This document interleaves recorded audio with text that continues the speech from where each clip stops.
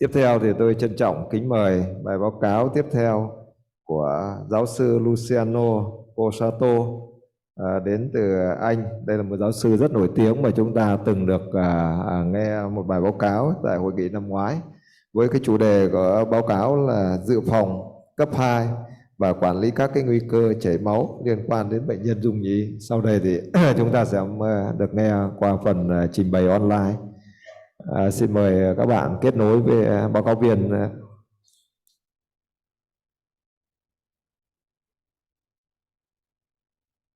Good morning, everyone. I'm not sure if it's my turn to speak, but I guess it is like that. If it's not, please let me know. I would like to thank the organization of the meeting for inviting me. It is a great pleasure to be today with you. And as you know, the topic of my talk is secondary stroke and bleeding risk management in AF patients.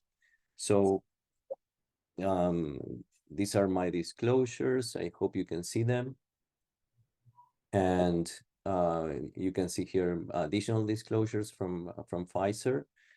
And basically, I was asked to present a case of an elderly patient with atrial fibrillation, a prior gastrointestinal bleed with impaired renal function, and an acute ischemic stroke. So the main topics that I'm going to address today are the management of atrial fibrillation in patients with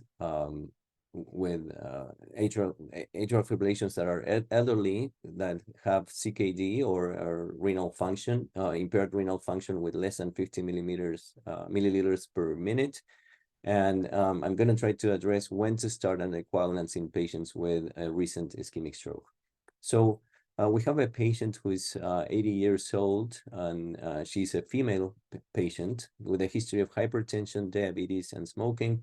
So a pretty heavy history of vascular risk factors, no prior vascular events in the past. She had a GI bleed 1 year ago, and she has impaired renal function with a clearance of 35 milliliters per minute, eGFR of 35 milliliters per minute.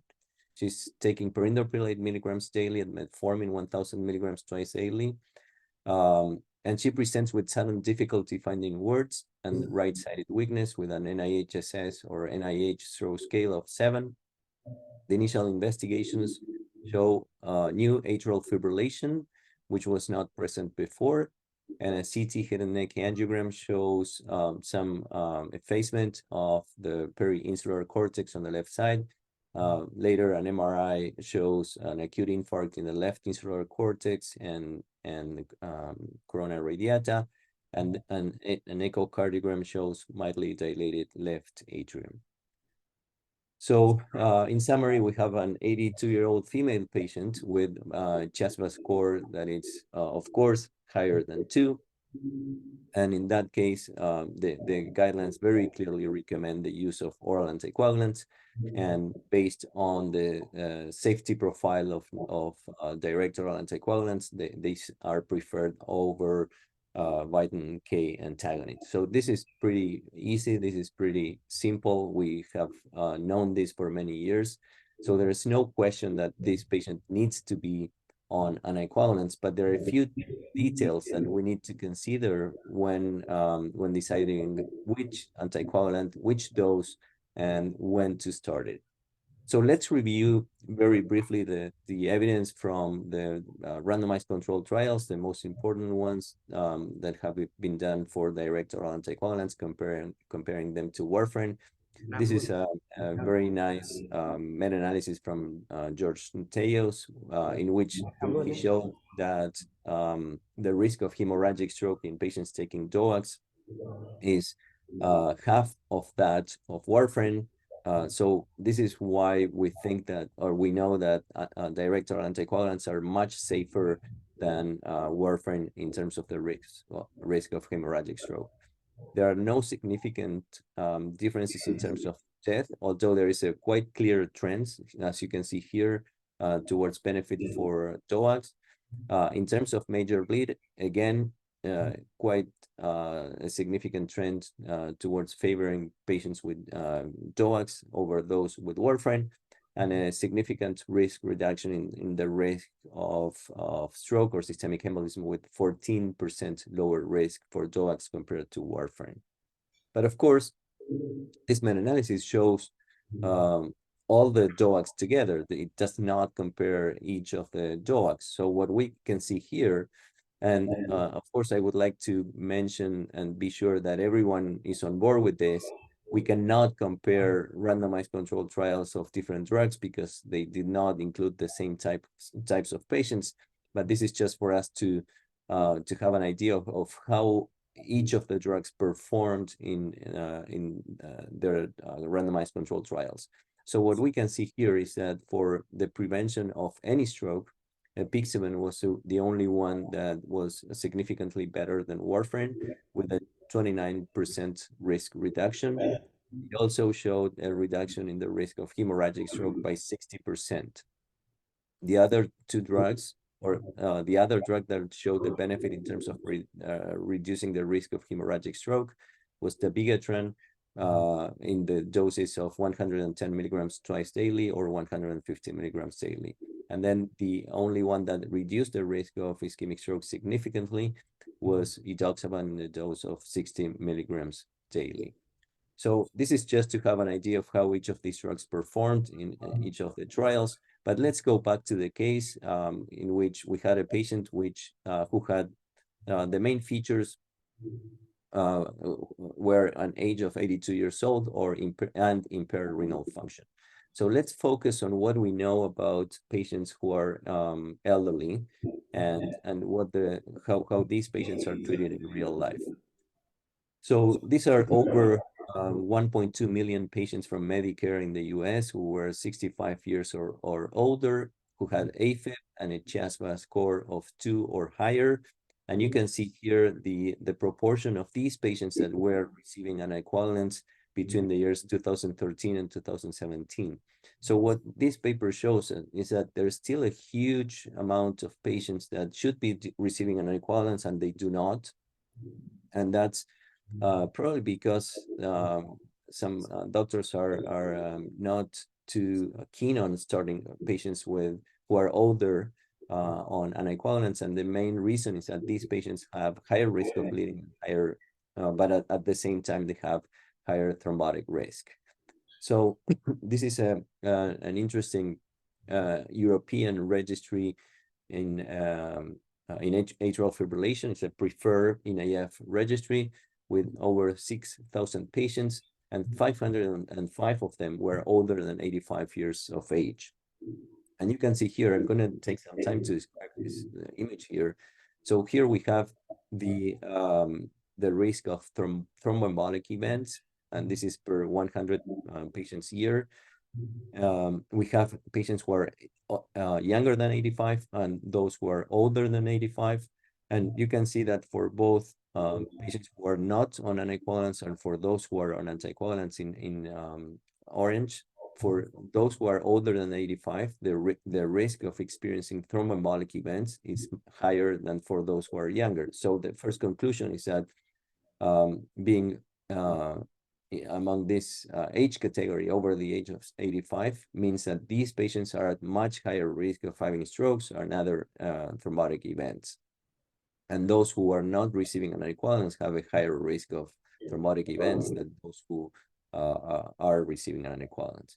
And then one of the major concerns with this age population is that patients can bleed more. And as you can see here, the ones who were younger than 85 compared to those who were older than 85 did not bleed substantially more than the elderly did not bleed substantially more than the young patients. And the risk of bleeding was quite significantly similar in both patients with anticoagulants and those who did not receive anticoagulants. So if you look at just that picture, it's pretty clear that patients who are older than 85 still benefit from receiving an anticoagulants when they have atrial fibrillation without a substantial increased risk of bleeding. And this is another registry. This is a much larger registry with over 32,000 patients with AF and older than 75 years of age. And the interesting thing is that it's an Asian population from Japan. And here we have in blue patients who were on warfarin, patients in red, those who were on DOACs, and in green, those who did not receive anticoagulants. And in terms of ischemic stroke, you can see very clearly that the red line, the one that corresponds to DOACs, is lower and is significantly lower than for warfarin and no anticoagulation.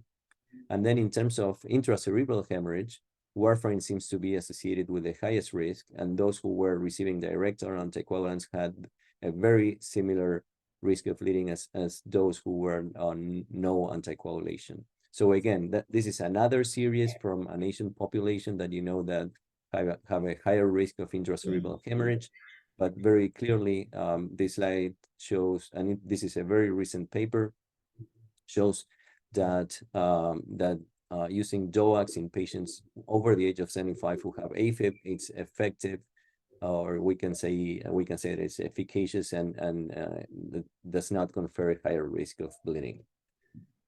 So we have the elder care AF trial, which compared edoxaban at a very low dose of 15 milligrams daily against placebo in patients in 1984 elderly patients. And we can see clearly here that edoxaban in a low dose reduced the risk of stroke or systemic embolism compared to placebo.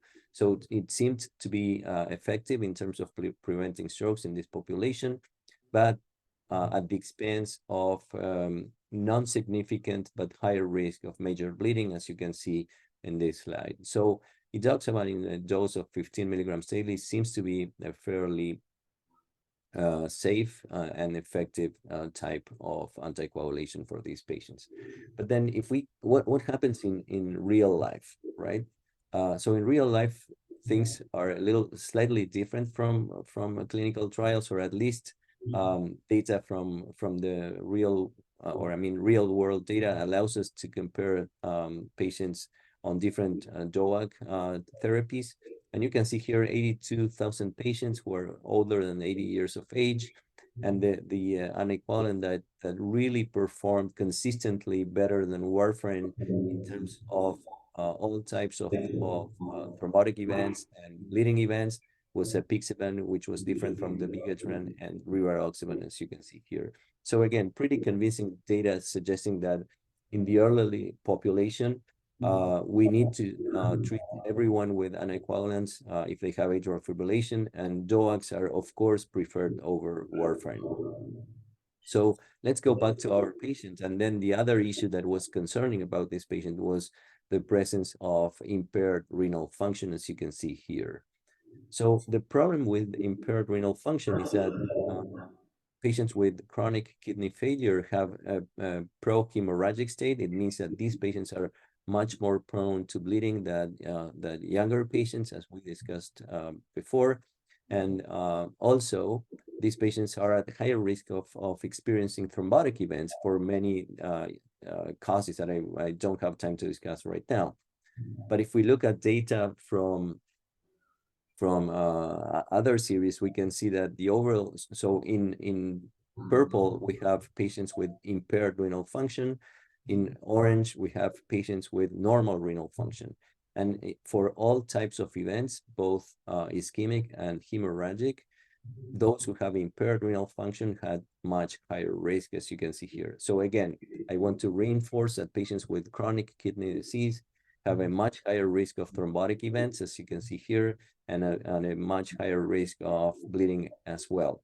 So treating these patients is always a challenge because we don't want to cause harm with bleeding, but we don't want to stop treating them because if we don't do it, they will have ischemic strokes at a very high proportion.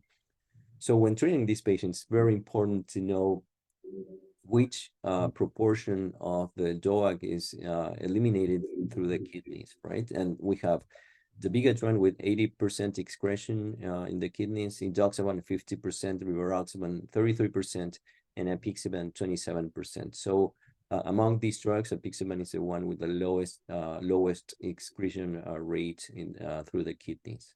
So what happens with patients with slightly reduced kidney function? For example, those who have between 50 and 80 milliliters per minute, stages 1 and 2. So DOACs seem to be better than warfarin. There's no doubt about this. There's a very significant reduction in both ischemic and bleeding events. And if we take patients who have between 30 and 50 milliliters per minute, again, a very clear benefit from DOACs compared to warfarin.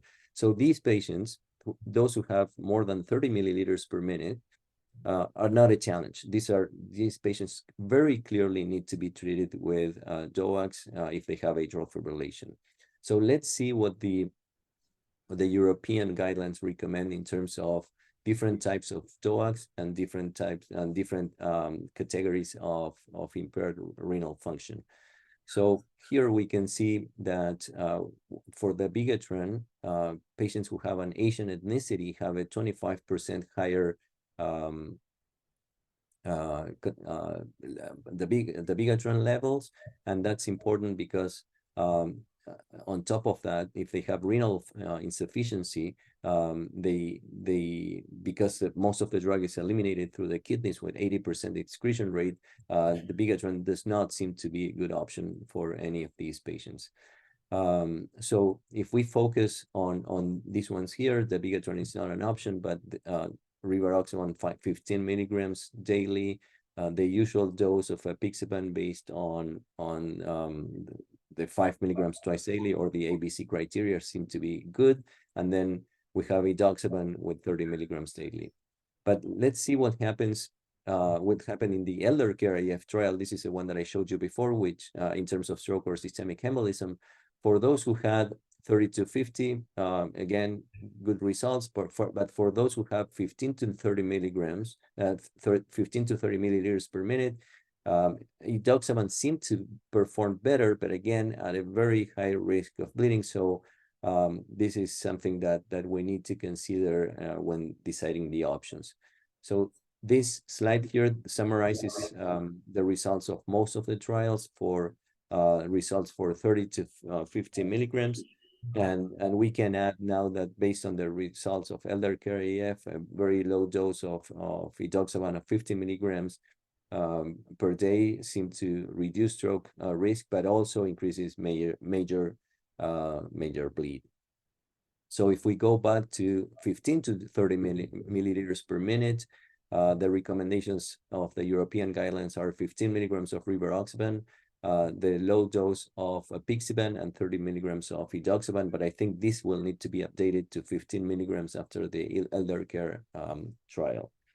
So are these guidelines correct in terms of apixaban? Here you have another 4,000 patients with an eGFR of 15 to 30 milliliters per minute, and you can see that the dose of 5 milligrams compared to those of 2.5 milligrams had a much higher risk of bleeding, twice the risk, with the same efficacy in terms of stroke and systemic embolism. So I would say that the guidelines are correct here in recommending the 2.5 milligrams twice daily dose of apixaban. And for those who are on dialysis, we have 3 randomized controlled trials. The guidelines do not recommend the use of anticoagulants. And here this seems to confirm the same situation. Patients with apixaban in different doses, studies, both of these trials were stopped.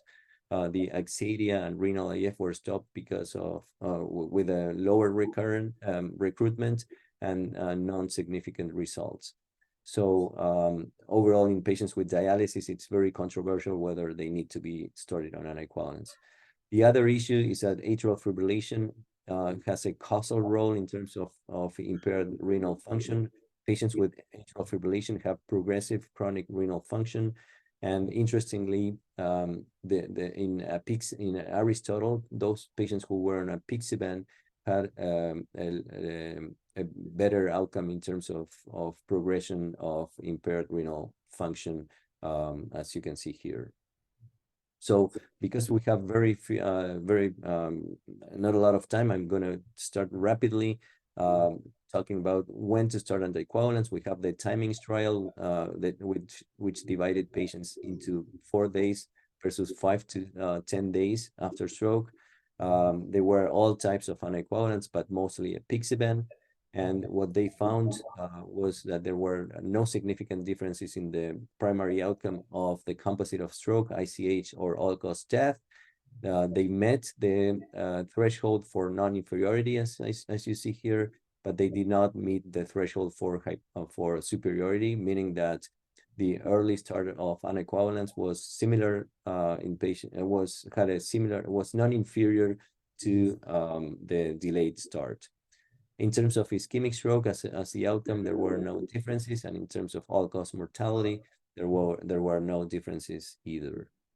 One caveat about this is that patients did have a very low median NIHSS, meaning that most of the patients that were randomized to the timing trial had fairly moderate to low severity strokes. More recently, the ELAN trial, which was published in the New England Journal of Medicine just a few months ago, enrolled patients with ischemic stroke and AF to early versus later randomization. When they had a minor infarct, they were started within 48 hours, moderate infarct within 48 hours, and major infarct 6 to 7 days. These are the early arm, and these are the later arm. Minor infarct 3 to 4 days instead of 2 days. Moderate infarct 6 to 7 days instead of 2 days, and major infarct 2 to 14 days instead of 6 to 7 days. These are the definitions that I do not have time to describe now, but they were clearly defined, and I invite you to read the supplemental file of the paper published in the New England Journal of Medicine. Basically, one of the important factors here is that at the time of randomization, the median NIHSS of these patients was again very low, as you can see here, 3 points in the score. And the primary outcome was recurrent ischemic stroke, systemic embolism, major extracranial bleeding, symptomatic ICH, or vascular death. It's a composite of all these findings. At 90 days, everything seemed to favor patients with within the early treatment group. So everything moved in that direction, and the same for the outcome in 30 days. But as you can see, all the confidence interval went through the 0 point. So there's not a clear conclusion about this study. There is some evidence suggesting that it might be safe and effective to treat patients earlier than later. There are 2 randomized controlled trials ongoing, Optimus, with a sample size of over 3,400. The end of the recruitment would be in January 2024. And then the START trial, which randomized 200 patients, and the randomization is complete. And they will be presenting these results on the IASC 2024. After those 4 trials are completed, they will probably do a meta-analysis, and we will have more robust results. So to conclude, in terms of the elderly population, there is a high risk of thrombotic events, bleeding, and DOACs are better than warfarin. In the meantime, if you want to point at this picture with your telephone and with your cell phones and want to complete this 2-minute survey, I will appreciate it. While I continue with the conclusions,